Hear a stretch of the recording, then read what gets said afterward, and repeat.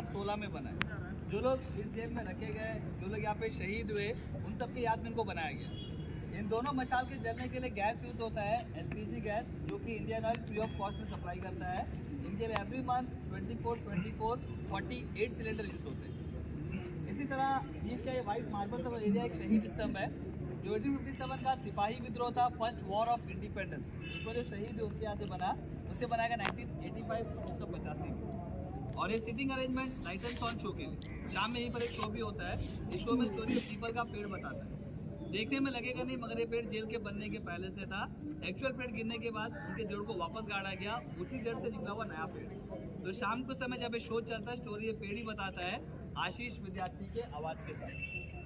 Madam तो देखिएगा, ये जो जेल सेलुलर जेल है, जो स्ट्रक्चर आप देख रहे हैं, इसको अंग्रेजों ने बनवाया था। इसको बनवाना स्टार्ट करा था 1893 ये जेल बनकर रेडी हुआ, कंप्लीट हुआ 1906 में। इस जेल को बनने में, रेडी होने में 13 साल 13 ईयर्स लगे। जेल बनाने में अंग्रेजों का एस्टिमेट कॉस्ट था 5,17,352 रुपीज़, मगर इतने कॉस्ट में जेल कंप्लीट नहीं हो पाया। इस जेल को कंप्लीट होने में लगभग 8 लाख रुपए 7,83,994 रुपीज़ का खर्च आया था उस समय। तो जेल जब बना था, इस जेल को स्टार के शेप में बनाया गया था, जैसा आप हाथ देख पा रहे। बीच में एक टावर था और टावर से कनेक्टेड इस तरह 7 विंग 7 खंड होते हैं। फिलहाल आप लोग 2 विंग के बीच में बैठे हुए हैं, तो 2 ही विंग अभी आप देख पा रहे हैं। ये विंग नंबर 1, 2, 3, 4 उस तरफ, ये विंग नंबर 7।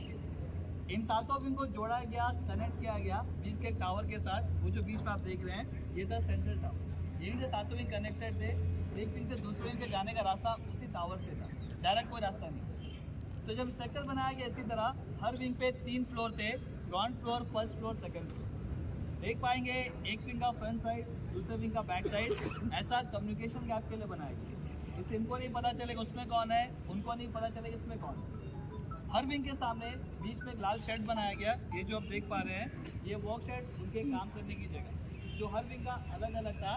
तो जिस विंग का कैदी है, सामने वर्क शेड में काम करना था। इस पूरे जेल में उसमें कमरे, रूम्स हुआ करते थे 693 सॉलिटरी कंसाइनमेंट थे। एक रूम में एक ही कैदी रखे जाते थे। इन सब का खाना, फूड एक साथ बनता था। इस बिल्डिंग में जो किचन था, और इसके बाजू में था इसी किचन का स्टोर। जिस बिल्डिंग से आप अंदर आए, ऊपर का part administrative block, office work और नीचे गोडाउन के जैसे यूज़ करते हैं। फिलहाल अगर आप लोगों ने ध्यान दिया होगा, तो अभी केवल 3 विंग बचा हुआ है। ये 1, ये 7, उसके पीछे 6, बाकी जो 4 विंग थे, वो विंग अब टूट गए। बहुत सारे रीजन थे। एक अर्थक्वेक आया था, अर्थक्वेक विंग से गिरे नहीं, उनमें कुछ क्रैक्स आए थे।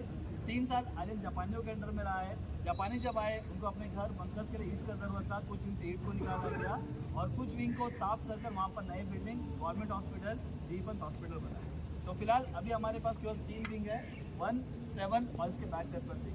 वैसे इसको, इस बिल्डिंग को भी आज़ादी के बाद भी बहुत सारे चीज़ में यूज़ किया गया। 1979 इसको नेशनल मेमोरियल डिक्लेयर किया गया। उसके बाद यहाँ पर कैदियों को रखना बंद कर दिए। तो एक नेशनल मेमोरियल है, केवल टूरिस्ट घूमने के लिए, और कोई कैदी अब यहाँ पर नहीं रखे जाते। तो जैसे यहाँ पे जेल बनाया गया था, जेल के साथ यहाँ पर एक फांसी घर भी बनाया गया था, जो वहाँ उस कॉर्नर पे। वो जो लकड़ी का शेड आप देख पा रहे हैं, वो फांसी घर था। ये फांसी घर अपने टाइम पर ओपन खुला हुआ था। ओपन मीन्स ऊपर छत और लकड़ी का दीवार नहीं। ओपन बनाने का रीज़न नहीं था, अगर यहाँ पर किसी को फांसी दे, तो जो लोग यहाँ सामने के एरिया में काम कर रहे हैं, वो लोग देख पाए। तो जो बीच में व्हाइट वॉल अभी आप देख रहे हैं, वॉल बीच से बनी था, फांसी घर बिल्कुल ओपन था। तो अभी फांसी घर आप देखोगे, अगर आप सामने जाओगे, तो आप देखोगे उसके अंदर एक बीम लगा है, जिसपे 3 रस्सियाँ उस समय की नहीं है, चेंज हो गई है। लेकिन जिस बीम पे उसको बांधा गया, वो बीम ओरिजिनल है। उसके अंदर लकड़ी पर एक प्लेटफॉर्म बना है, प्लेटफॉर्म भी ओरिजिनल है, और अंदर ही कोने में लोहे का लीवर है, वो लीवर भी ओरिजिनल है। तो फांसी बनाया इस तरह गया कि एक साथ 3 लोगों को फांसी दे दें। वैसे यहाँ पर किसी को फांसी दिया गया या नहीं, इसके बारे में हमारे पास कोई रिकॉर्ड नहीं है। तो फांसी का कभी यूज़ किया गया या नहीं किया गया, इसके बारे में भी कोई रिकॉर्ड नहीं है।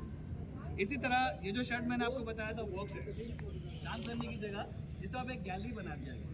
उसके अंदर उस समय कैसे काम कराए जाते थे, उन सब के मॉडल थे। जैसे उसके अंदर आप जाओगे, वहाँ पर आप देखोगे कैसे उस समय नारियल छीले जाते हैं। तो नारियल को छीलने के लिए कोकोनट्स को, नारियल को मारकर ऊपर के छिलके अलग करने हैं। उसके बाद उनके जो छिलके होते हैं और उसमें जो रेशे होते हैं, उससे रस्सियाँ बनानी।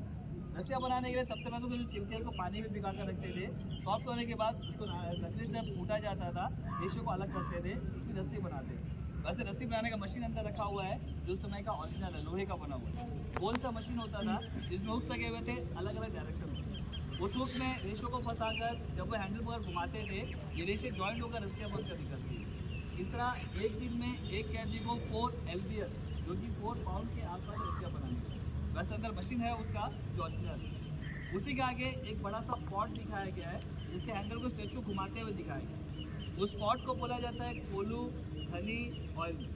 वो जो ऑयल में लगा अंदर देखो स्टैचू घुमाते हुए दिखाया गया है, वो लकड़ी का बना हुआ मॉडल है, ओरिजिनल नहीं। बट जैसे उस गेट के अंदर एंटर करेंगे सामने ज़मीन पे लगा हुआ जो लोहे का बना हुआ, उसका पॉट ओरिजिनल है, हैंडल चेंज हो गया है। यहाँ पे तो और भी बहुत सारे ऑयल मिलते हैं, बाकी डिस्ट्रॉय को हटा दिए गए, अब एक ही बचा हुआ। इसी तरह उसी शर्ट के अंदर 3 तरीके दिखाए गए कैदियों को चेन से बांधने के। नॉर्मली जब ये जेल में थे, कमरे में थे, चेन से नहीं बांधते थे, लेकिन जब उनको जेल से बाहर लेकर जाते थे चेन से बांध कर लेकर जाते थे। 3 तरीके थे चेन से बांधने के, चेन फिटर, बार फिटर, कॉल बार फिटर। जो चेन फिटर था उसके चेन फ्लेक्सिबल थे, बेंड होंगे, कमर से जो चेन रहेंगे बट वो फ्लेक्सिबल होंगे, बेंड रहेंगे। सेकंड जो बार फिटर था उसमें कमर से रॉड लगे थे जो बेंड नहीं होंगे, उतने बेंड नहीं कर पाए। एंड क्रॉस बार फिटर दोनों पैरों के बीच में क्रॉस था, दोनों पैर ज्वाइन नहीं कर पाते। ये डिपेंड करता है किस टाइप का कैदी है, कितना खतरनाक कैदी, उसके ऊपर कौन से चेन को बांधना है, इसके मॉडल के अंदर रखेंगे। इसी तरह सामने देख पाएंगे जो रूम बने, ये जो सारे कमरे हैं एक जैसे। इन कमरों का साइज होता था 13.5 बाई 7.5, 7.5 बाई 7.5 फीट। एक कमरे एक रूम में उनकी कैदी रखी जाती है। मॉनिटरी कंसाइनमेंट था, एक रूम में एक ही कैदी। ये जो कैदी है, लेकिन अपने सामने वाले से बात करें, रूम के सामने एक कमेंट्री ऑफिसर होता है रूम के अंदर, बट अंदर कोई लाइट्स वगैरह अलग से नहीं दी जाती। रूम के अंदर लकड़ी का एक बेड और एक ब्लैंकेट का रात में सोते थे। जमीन पे नहीं सोना था, एक लकड़ी का बेड देते थे, एक लोहे का बर्तन। ये जो लोहे के बर्तन थे इसमें खाना देते थे, फूड देते थे, क्योंकि उसमें खाना जल्दी खराब होता है, उसके बाद के लिए बचा नहीं सकते। और जो मिट्टी के बर्तन थे जिनके टॉयलेट्स के लिए, क्योंकि रात में एक बार जब इनको रूम पे बंद करते थे, नेक्स्ट डे मॉर्निंग ही निकालते थे, तो रात में जो भी टॉयलेट करते उसे मिट्टी के बर्तन। ये रात के टाइम के लिए था। डे टाइम के लिए हर दिन के सामने कॉमन टॉयलेट बनाए गए थे, जो उनको शहर में पार्ट ऑफ टूट चुका है, कुछ नहीं बचा। अगर आप देखोगे तो देखिए हर रूम के साइड में खोल भी देख पाए, हर रूम के बाहर दिख रहे देखिए खोल बना हुआ है। ये जो होल देख रहे हैं लॉक सिस्टम, रूम का लॉक गेट के साथ नहीं बाहर वॉल के साथ होता था। रीज़न, अगर बाहर लॉक लगाकर हाथ पे चाबी दे भी दे तो भी उनका हाथ अंदर से बाहर पहुंचेगा नहीं, इसे खोल पाना, तोड़ पाना इम्पॉसिबल। वैसे जैसे रूम नीचे हैं ऊपर के रूम के सेम है, कोई डिफरेंस नहीं। बस एक वीर सावरकर जी थे, विनायक दामोदर सावरकर, जिनके नाम पर एयरपोर्ट का नाम रखा गया है।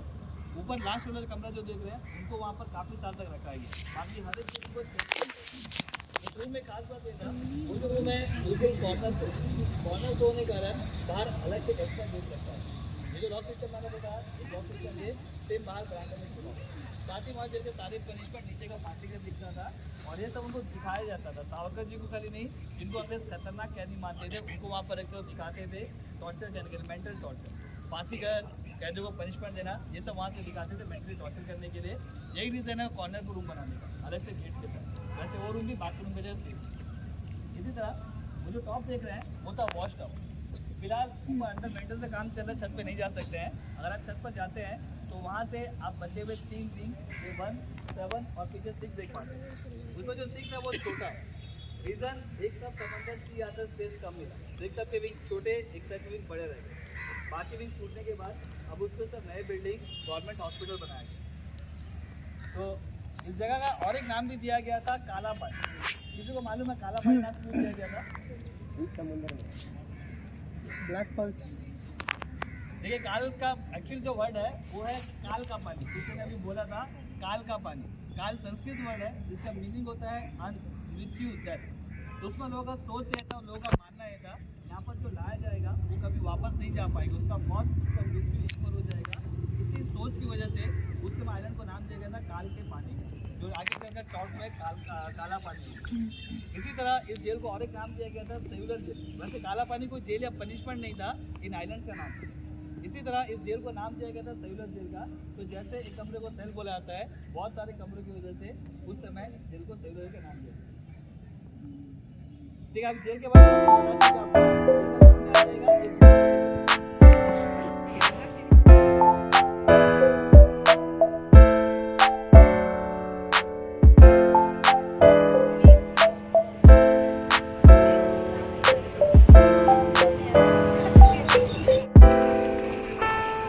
क्या कर रहे हैं अभी? कहाँ जा रहे हैं? हेरिटेज वॉक चल रहा है।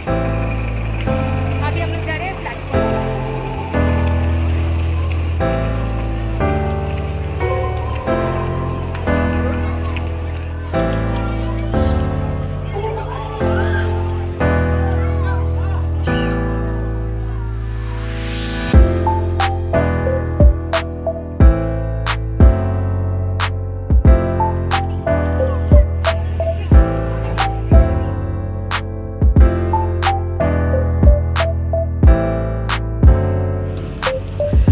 कहाँ पहुँचे हम लोग मैम?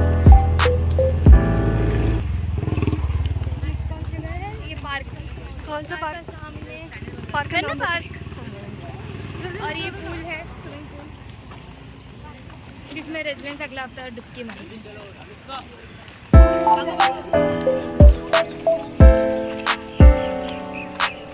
सो हम लोग पहुँच गए हैं, हमारा हेरिटेज वॉक खत्म हो चुका है। तो तुमको कैसा लगा? बहुत अच्छा लगा। बहुत गर्मी है यहाँ पे, तो गर्मी होगा ही, यहाँ का टेम्परेचर ज़्यादा ही अंडमान है भाई, अंडमान।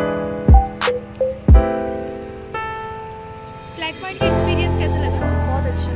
थोड़ा और देर तक रुकते तो थोड़ा मतलब अच्छा लगता, लाइट सब